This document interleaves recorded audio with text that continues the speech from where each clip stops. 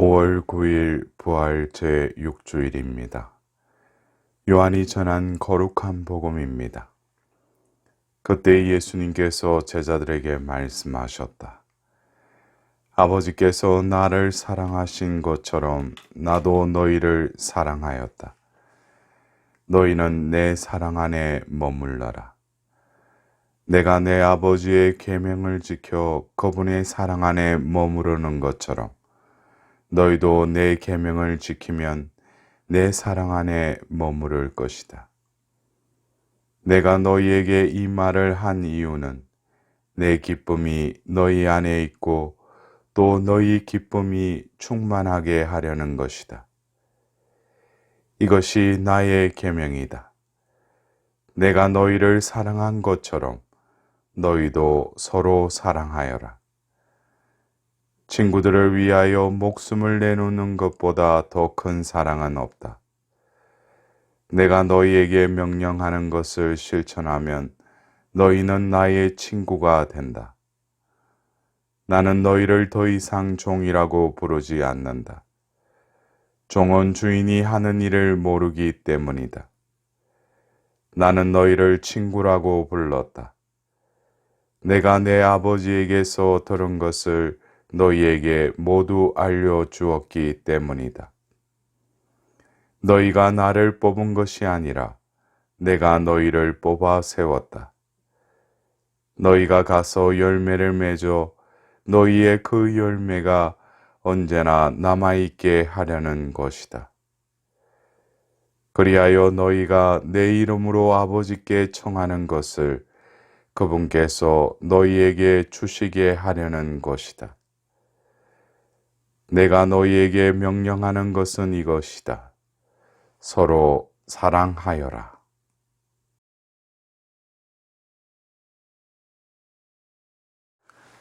하느님은 사랑이십니다. 하느님께서는 당신을 사랑으로 계시하셨습니다. 우리는 하느님의 사랑이심을 깨달을 뿐입니다. 그 깨달은 자는 그 사랑을 또한 삶으로 드러내야 하는 것입니다. 사랑하는 형제자매 여러분, 오늘 우리는 이 부활 제6주일을 맞이하고 지내면서 이 사랑의 계명에 대하여 다시금 묵상해 보아야 할 것입니다. 우리가 떠올리고 또 우리가 행하려고 하는 이 사랑은 어떤 사랑인지, 예수님께서 오늘 제자들에게 말씀하신 그 사랑, 내 사랑은 바로 아버지께서 나를 사랑하신 그 사랑을 말씀하고 계십니다. 세상에서 통용되는 그 사랑의 단어, 그리고 예수님께서 말씀하신 그 사랑은 사뭇 다릅니다. 왜냐하면 그 원천이 바로 세상의 사랑은 나로부터 기인하여 또 내가 행하는 그 사랑이라면 예수님께서 말씀하신 그 사랑은 아버지로부터 나오는 사랑이기 때문입니다. 또한 예수님께서 그 사랑을 온전히 드러내셨지만 이 모든 것도 아버지의 사랑이 예수님을 통하여 드러나신 것입니다. 그리하여서 우리가 살아가면서 이웃을 사랑하고 하느님을 사랑하는 이 계명을 우리는 어떻게 이해하고 있습니까? 마음을 다하고 생각을 다하고 내 힘을 다해서 한 분이신 하느님을 사랑한다 함은 결국 예수님께서 아버지의 그 사랑을 당신의 삶을 통하여 온전히 드러냈듯이 하나님을 향한 사랑은 먼저 예수님께 하나님께서 나를 사랑하신 것처럼 결국 그 사랑이 내 안에 머물러야 할 것입니다. 내가 하나님을 사랑하는 것이 아니라 하나님께서 이미 태초전에 나를 사랑하셨고 또 때가 되어 나를 부르시어 당신의 자녀로 삼아주신 그 아버지의 사랑입니다. 니코데모에게 말씀하셨듯이 하나님께서 이 세상을 극진히 사랑하시어 외아들을 내주셨다라는 그 사랑입니다. 하나님께서는 내어주는 그 사랑을 통해서 당신의 존재를 온전히 예수님을 통하여 드러내신 것입니다. 그 하나님의 사랑이 내 안에 머무를 때 결국 예수님께서 우리에게 주신 그 새 계명, 내가 너희를 사랑한 것처럼 너희도 서로 사랑하여라는 이 계명 역시 하나님의 사랑이 내 안에 머무르고 결국 그 사랑으로 우리는 이웃 사랑을 실천할 수 있는 것입니다. 우리는 진정으로 신앙생활을 하면서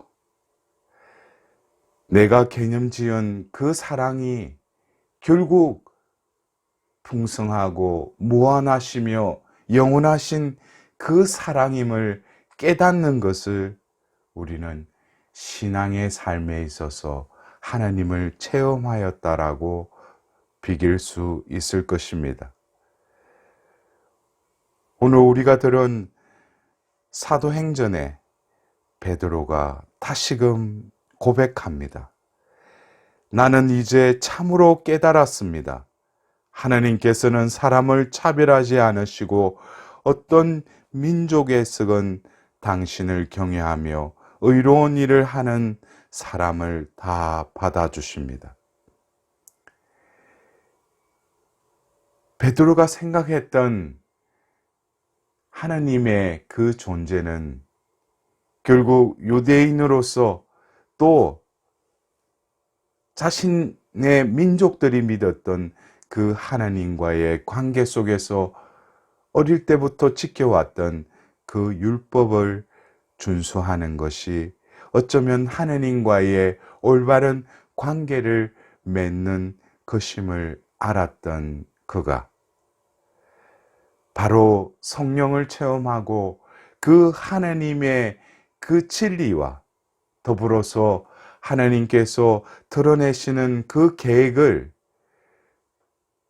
받아들이기에는 너무나 작은 그릇이었지만 하나님께서는 또 그를 당신의 그 반석으로 도구로 쓰시기 위해 이방인들이 성령을 받는 그 체험을 하게 해주십니다.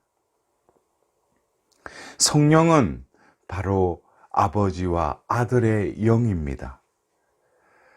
아버지로부터 아들에게 전달된 그 아버지의 그 사랑은 결국 때가 되어 모든 만민에게 당신을 드러내심에 있어 바로 그 사랑의 영이 모든 민족들에게 임하실 것을 예시하시며 그 베드로에게 다른 민족에게 그 성령께서 임하시어 신령한 언어를 말하는 것을 듣고 바로 베드로는 그가 생각하였고 그가 개념지었던 하나님의 그 사랑을 이제는 진정으로 모든 만민을 한 목자의 항량대로 모으기 위한 하나님의 구원의 계획을 비로소 깨닫게 된 것입니다.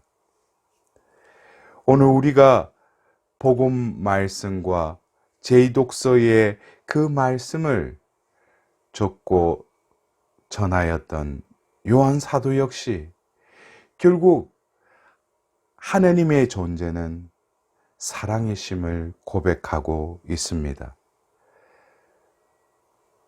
오늘 제2독서의 요한 일서의 말씀을 통해서도 하나님의 사랑은 우리에게 어떻게 나타났는지를 말씀하고 계십니다. 하나님께서 당신의 외아드님을 세상에 보내시어 우리가 그분을 통하여 살게 해 주셨습니다. 그 사랑은 이렇습니다. 우리가 하나님을 사랑한 것이 아니라 그분께서 우리를 사랑하시어 당신의 아드님을 우리 죄를 위한 속죄 제물로 보내주신 것입니다. 라고 말씀하고 계신 것입니다. 바로 하나님을 통하여 당신 아들을 속죄 제물로 보내신 그 하나님의 사랑. 이것은 인간들이 통용하는 그 사랑의 개념을 뛰어넘는 무조건적이며 그 내어주는 그 사랑을 통하여 우리는 그 사랑으로 바로 예수 그리스도를 통하여 우리에게 보여주신 그 사랑을 살아야 함을 말하고 계신 것입니다. 우리 그리스도인은 바로 예수 그리스도를 통하여 드러나신 그 사랑, 예수 그리스도와 함께 머무는 그 사랑, 또한 그 사랑은 그리스도께서 바로 하나님 아버지를 영광을 드러내는 삶을 살으셨듯이 그 사랑의 응답으로 우리는 온전한 예수 그리스도를 위한 삶을 통하여서 성부, 성자, 성령을 통하여 우리에게 드러내신 그 사랑의 존재가 바로 나라는 것을 증거하는 삶이 또한 우리 그리스도인의 사랑의 삶일 것입니다. 우리는 이 부활 시기를 통하여서 하나님 아버지의 그 사랑의 위대하심을 더불어 그 사랑이 이 죄인인 나의 모든 죄를 사하시기 위해 자비를 베풀어 주셨을 뿐만 아니라 나를 창조하시고 나를 당신의 자녀로 온전히 도구로 쓰시기 위한 그 하나님의 구원 계획이 결국 나의 존재가 썩어 없어질 그 흙의 존재임에도 불구하고 당신의 그 생명을 불어넣어 주셔서 이 생에서 그 영원한 생명을 살고 그 영원한 생명을 드러내는 사도의 삶을 살아갈 수 있도록 우리에게 이 부활주일 다시금 당신의 존재를 사랑으로 드러내시고 예수 그리스도의 그 말씀과 그 생명의 빵을 모신 우리들은 우리 안에 머무시는 그 사랑을 증거하고 내가 너희를 사랑한 것처럼 서로 사랑하여라는 그 세 계명을 실천하는 한 주간이 되어야 할 것입니다. 그럴 때 보시니 참 좋았다라는 하나님께서 창조하신 그 존재로 우리는 사랑을 머금고 사랑을 베풀며 다시금 하나님의 존재로 변화되어 가는 것입니다. 하나님은 사랑이십니다. 사람은 그 사랑의 반사체요. 바로 그 사랑으로 회복될 때 결국 우리는 구원의 선물을 받게 되는 것입니다.